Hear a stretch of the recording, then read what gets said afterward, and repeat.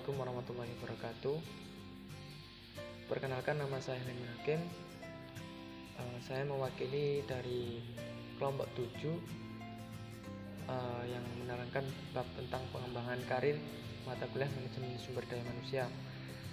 Kami dari kelompok 7 yang berkontakan, yang pertama A.E. Primanda, yang kedua Halim Ibnu Hakim, yang ketiga Rokatul Jannah.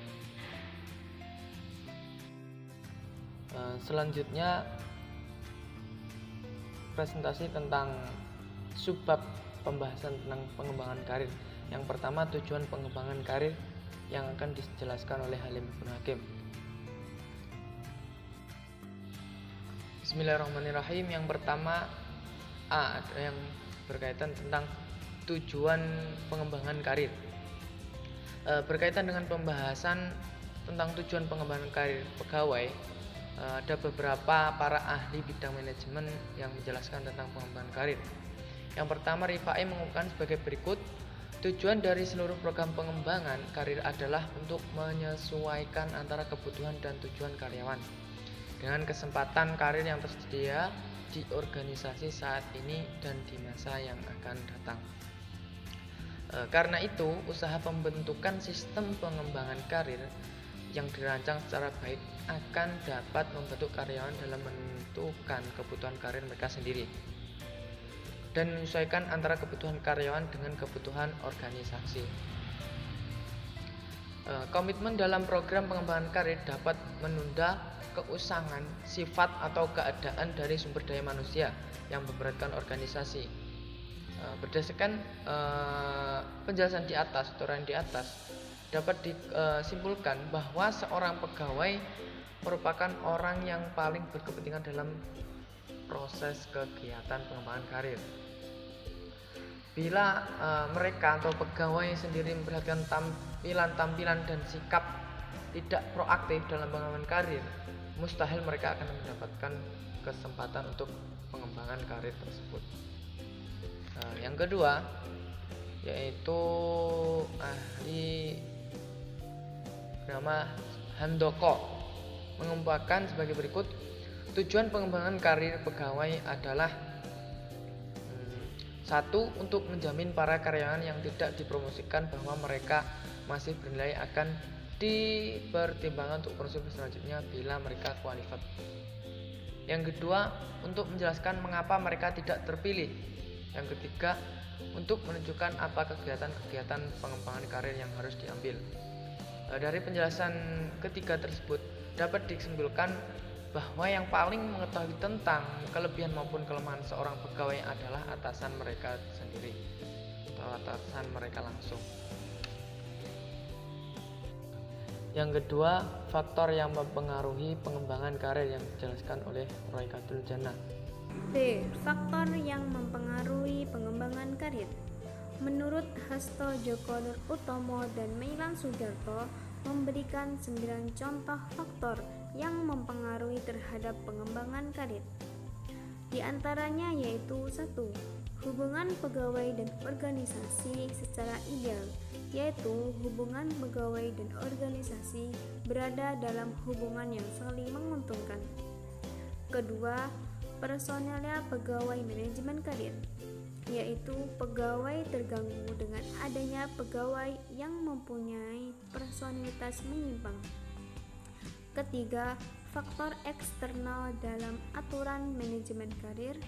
Keempat, politik dalam organisasi perencanaan karir, yaitu akan menjadi sekedar basa-basi ketika ada virus politiking. Kelima, sistem penghargaan organisasi yang tidak mempunyai sistem penghargaan yang jelas. Keenam, jumlah pegawai yang semakin banyak. Ketujuh, ukuran organisasi, yaitu yang berhubungan dengan jumlah jabatan yang ada. Kedelapan, kultur organisasi. Dan terakhir, tipe manajemen. Yang ketiga, desain program pengembangan karir yang dijelaskan oleh Halim Ibnu Hakim. Bismillahirrahmanirrahim. Selanjutnya yang C, yang ketiga, yaitu desain program pengembangan karir. Desain program pengembangan karir ini akan membantu para manajer dalam membuat atau membentuk keputusan yang kreatif mengenai pengembangan karir. Untuk itu perlu dibedakan atas tiga fase dalam mendesain program pengembangan diri. Yang pertama yaitu fase perencanaan. Fase ini merupakan aktivitas menyelaraskan rancangan pekerja dan rancangan organisasi mengenai pengembangan karir di lingkungannya. Dengan demikian dapat dilakukan sebagai usaha untuk membantu para pekerja, antara lain yang pertama atau yang A adalah bantuan memilih jalur pengembangan karir sesuatu dengan yang tersedia. Yang B adalah memperbaiki kekurangan atau kelemahan bagi pekerja yang menunjukkan kesungguhan dan membutuhkannya untuk mewujudkan karir yang sukses. Yang kedua adalah fase pengarahan. Fase ini bermaksud untuk membantu para pekerja agar mampu mewujudkan perencanaannya menjadi kenyataan, yakni dengan memantapkan tipe karir yang diinginkannya dan mengatur langkah-langkah yang harus ditempuh untuk mewujudkannya. Ada dua cara pendekatan yang dapat dilakukan. Yang pertama yaitu pengarahan dengan menyelenggarakan konseling karir. Yang kedua adalah perbedaan dengan menyelenggarakan pelayanan informasi yang mencakup kegiatan. Yang ketiga yaitu fase pengembangan. Fase ini adalah tenggang waktu yang dibutuhkan pekerja untuk memenuhi persyaratan yang memungkinkannya melakukan gerak dari suatu posisi ke posisi lain yang memungkinkannya. Kegiatan-kegiatan yang dapat dilakukan antara lain, yang pertama adalah menyelenggarakan sistem mentor, yang kedua pelatihan, yang ketiga rotasi jabatan, yang keempat adalah program beasiswa atau ikatan dinas, organisasi atau perusahaan dalam menghadapi lingkungan bisnis yang berubah secara cepat dan semakin kompetitif. Terima kasih. Yang terakhir yaitu promosi, rotasi, dan demosi yang akan dijelaskan oleh Rimananda. Selanjutnya yaitu promosi, rotasi, dan demosi. Yang pertama promosi. Promosi adalah proses perubahan dari suatu pekerjaan ke pekerjaan yang lain dengan wewenang dan tanggung jawab yang lebih tinggi. Tujuan promosi ini yaitu untuk memberikan pengakuan, jabatan, dan imbalan jasa yang semakin besar kepada karyawan yang berprestasi kerja tinggi.